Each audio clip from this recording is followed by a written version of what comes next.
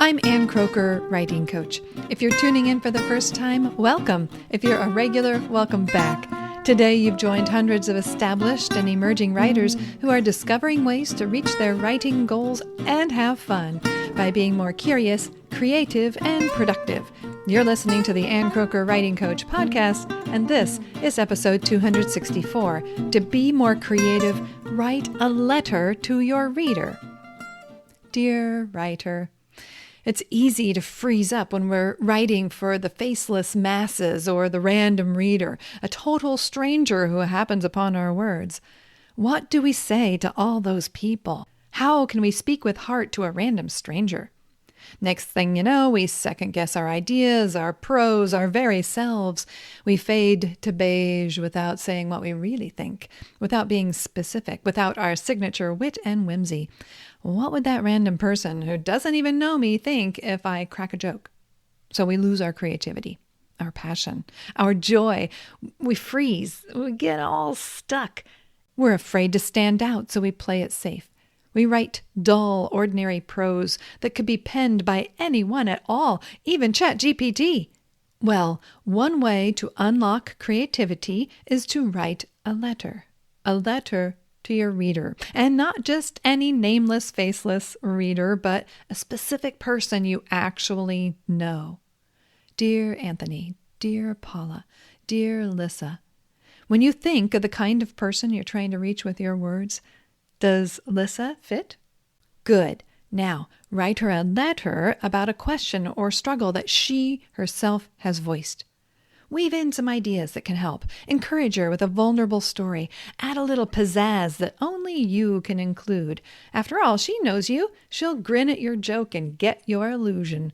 And when you're done, you can send her the note if you want. Or you can cross out Lissa's name and replace it with the type of person you write for. Dear weary homeschool mom, dear new gardener, dear journaler.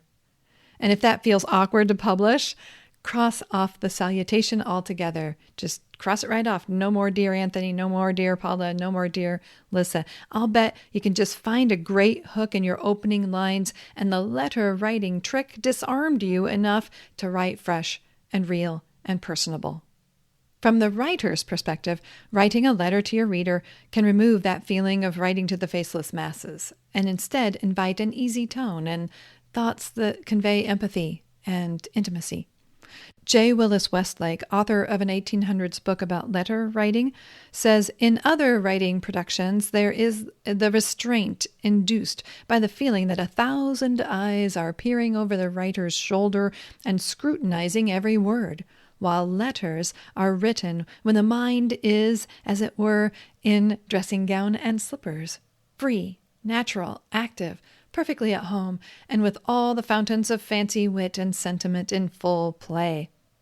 By tricking your mind into donning its dressing gown and slippers, you can achieve that free, natural, active, perfectly at home tone, style, and voice. Your readers will love reading your fancy, wit, and sentiment in full play. And it's not just our style, tone, and voice that letters unleash, it's also the content itself. Westlake also says, though written, as all genuine letters are, for the private eye of one or two familiar friends, and without any thought of their publication, they nevertheless often form the most interesting and imperishable of the author's productions. In other words, these letters contain our most interesting and imperishable ideas, so why not write them as letters first? This letter writing format is labeled epistolary writing, and the epistolary approach is used more widely in published work than you might be thinking. For example, advice columns, like the classic Dear Abby and the more recent Dear Sugar, dished out empathetic responses that addressed specific needs that were written in by readers. The writer would connect directly with the recipient who asked the initial question and with every reader who listened in. Then there are epistolary nonfiction books, which invite us to peruse a letter exchange, and as we do, we feel like we're listening in on an intimate conversation. Do you recognize these letter collections? 84 Charing Cross Road, Letters to a Young Poet, The Letters of Vincent van Gogh. You may have read epistolary novels that rely on this format to create an intimate space between the characters and the readers. As the Smithsonian Postal Museum writes, because letters are usually intended to be a closed communication, the readers are allowed to peer into the relationship created by the author. Here are a few you may or may not have heard of: Flowers for Algernon, The Color Purple, the Guernsey Literary and Potato Peel Pie Society, the Screwtape Letters, and Gilead. When I was a college student, I wrote a letter to an author whose book gave me hope and instruction when I was struggling personally and creatively. I sent her a long, vulnerable, typewritten thank you letter explaining how her book gave me inspiration, vision, and tools to pursue my creative life.